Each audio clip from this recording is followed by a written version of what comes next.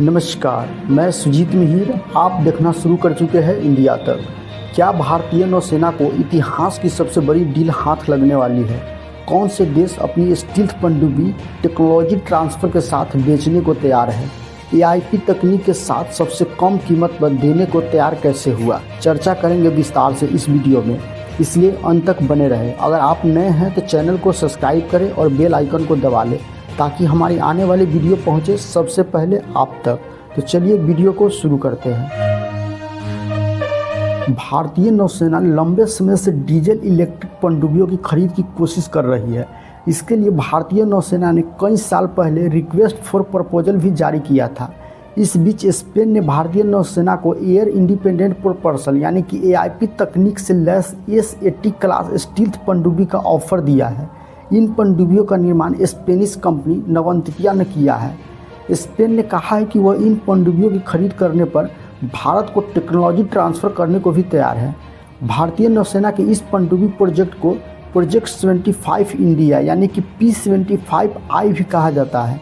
इसके तहत कॉन्ट्रैक्ट पाने वाली विदेशी कंपनी को भारत में इन पनडुब्बियों का निर्माण पूर्ण टेक्नोलॉजी ट्रांसफ़र के साथ करना होगा। स्पेनिश कंपनी नवंतिया ने पिछले साल जुलाई में S-80 क्लास पनडुब्बी निर्माण के लिए लार्सन एंड ट्यूब्रो के साथ एक टीमिंग समझौते पर हस्ताक्षर किया था।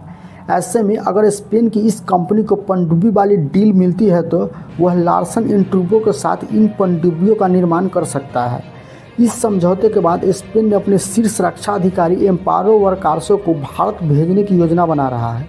वह भारत में अपने समकक्षों और नौसेना के वरिष्ठ अधिकारियों के साथ मुलाकात कर सकती है।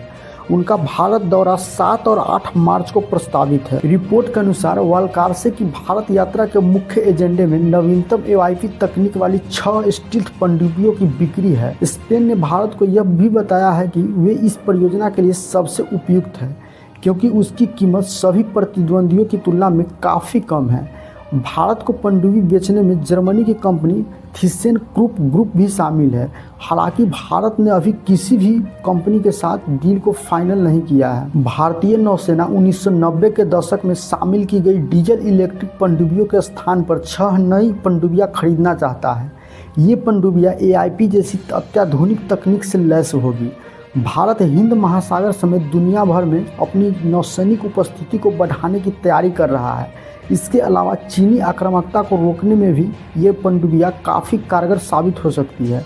पनडुब्बियां पानी के भीतर रहकर न सिर्फ दुश्मन की हरकतों पर नज़र रख सकती है बल्कि ज़रूरत पड़ने पर हमला भी कर सकती है। टीमिंग समझौते पर हस्ताक्षर करने से पहले नवंतिया और एलएनडी नौसेना के लिए अपनी S-80 क्लास की पनडुब्बियों को डिजाइन करने के लिए मैड्रिड में 11 अप्रैल 2023 को एक समझौता ज्ञापन पर हस्ताक्षर किए थे।